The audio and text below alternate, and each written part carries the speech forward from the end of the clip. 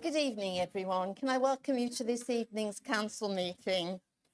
Could I ask Vic for any apologies for absence, please? Thank you, Chairman. We have apologies from Councillors Walton and Mead. Are there any declarations of disposable pecuniary interest and other disposable interest? Could members make any declarations of interest now, please? Sarah. Yeah, it's just to declare that I work for the Citizens Advice and the NHS, and I have to deal with DFGs. So I don't know really where that puts me, but I'm just saying I have to deal with them. That's fine. It doesn't preclude you from taking part. I think that's all.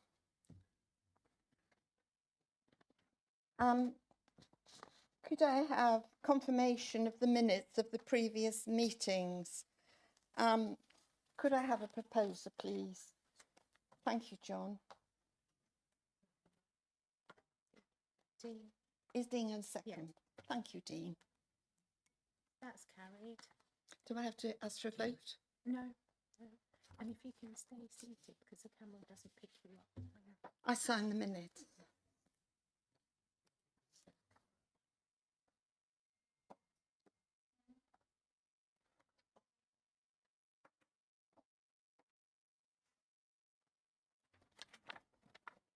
Thank you.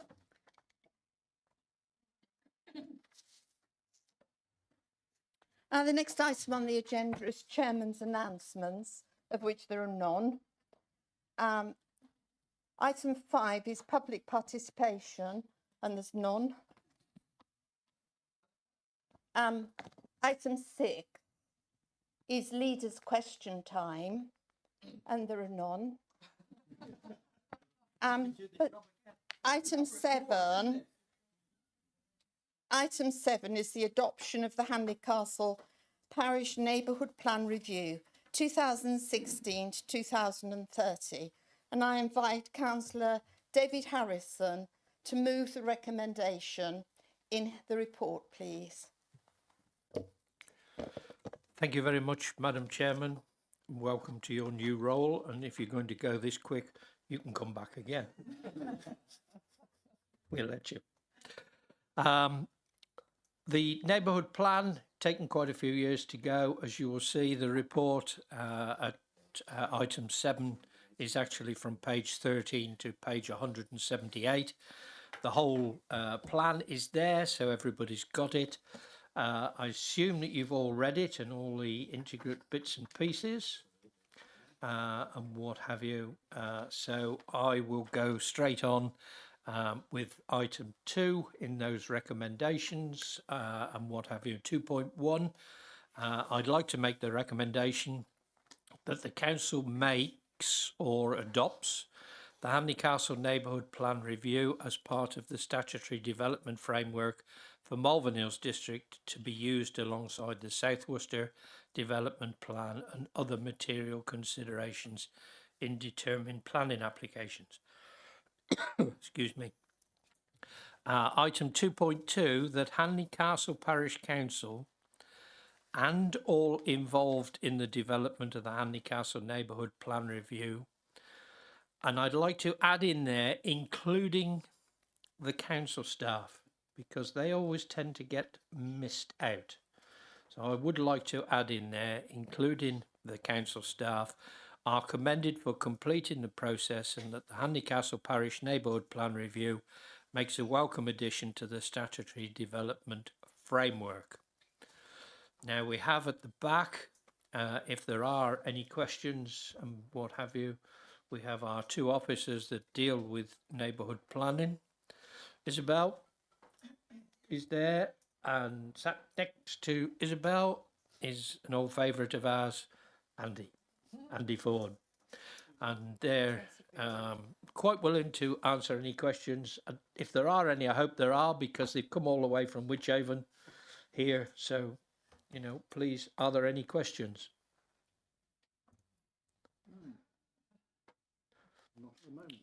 That's good. Would you like to say anything, Isabel?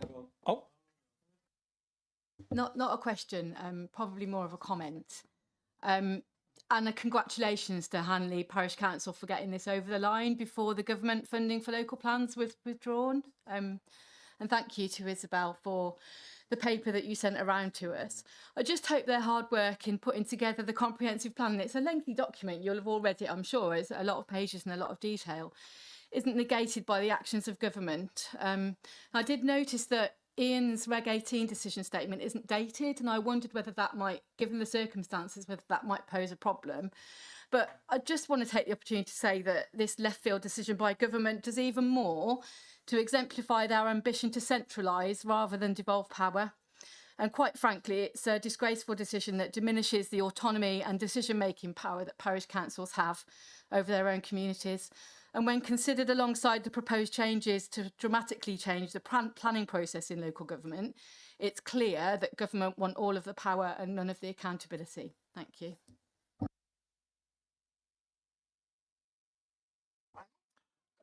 I'd just like to wish everybody success with this, and as I'd like to actually completely agree with what Natalie said, because this is absolutely outrageous that halfway through some people's plans, they're going to worry about finance and whether these can be completed or not, and whether they're going to be valid. This one has resonance for me because my grandfather was head of the Home Guard in Hanley Castle, and my father's buried in the churchyard there. So thank you very much for doing what you're doing for Hanley Castle.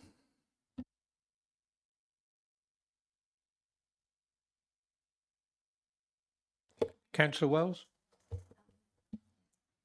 I will very happily second it. I know that Parish Council works extremely hard, and I'm pleased to see the work that they've produced. Thank you very much.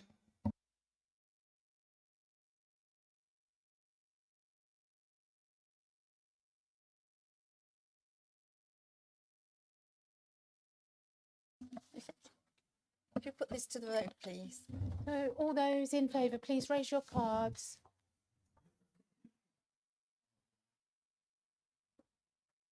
That's unanimous.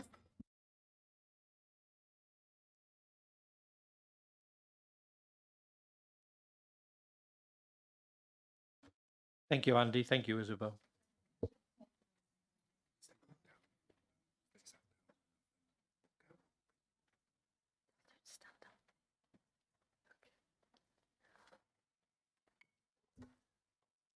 Can we go to item 8 on the agenda, which is the Overview and Scrutiny Committee Annual Report 2024 to 2025. The report is for noting, but could I invite Councillor Paul Bennett, the Chair of Overview and Scrutiny, to introduce the report? Hello, hi. Basically, we've only just begun. We have a lot to really get our teeth into coming forward. We have a number of subjects which have come up, particularly as a result of some of the consultations that we've had, and also outside meetings. We had a very interesting meeting about buses yesterday with town council and parish councils, which will have resonance, I think, and we should kind of have some more thoughts about the input that the bus companies have into decisions as to how our transport plan works. I know this is slightly outside council kind of remit, but it isn't in some ways, because a lot of our residents come forward for some of these things. In terms of internal performance, some of the parameters have been excellent, and some other councillors have commented on those at various meetings. But there are things like planning enforcement, relationship with platform housing, and the ongoing flood and water defence systems that we are now being stuck with, which government seem to be messing around with quite considerably, which we can also look at in order to help try and refine and put people in touch with other areas where they wouldn't normally communicate. So on top of all of those things, there are a number of other individual matters which will be coming forward over the next 12 months. And the engagement has been pretty good, I think, with councillors. We need to encourage perhaps some more public input sometimes as well. Thank you.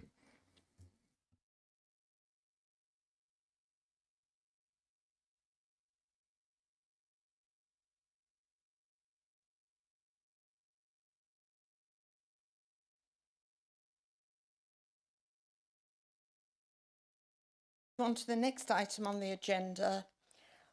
Well, what I have to say first of all is there's the exclusion of press and public. The council is invited to consider making the following resolution to exclude the public and press in relation of the next item in view of the likely disclosure of exempt information. I, Councillor Pam Cumming, will propose that the council resolves in accordance with the provisions of section 100A(4) of the Local Government Act 1972, the public and press be excluded from the meeting during the consideration of the following business on the grounds that it involves the likely disclosure of exempt information as defined in paragraph 3 of part 1 of Schedule 12A to the Act. Could I ask for a seconder, please? Thank you very much.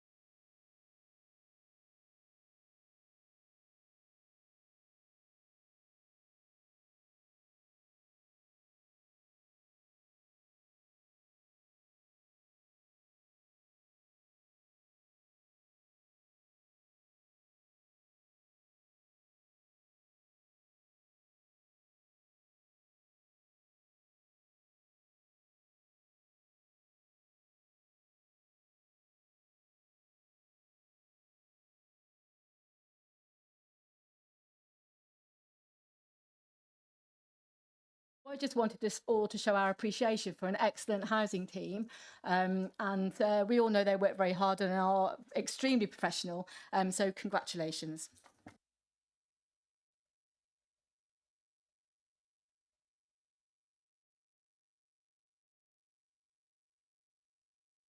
Okay. Have to bear with me. I'm a bit of a learner tonight. So we go back now into public session. The forward plan is for noting only. The notice of, we have not got a notice of motion. So at, what time is it, please? 29. It is, 6:29. I close the meeting. And the next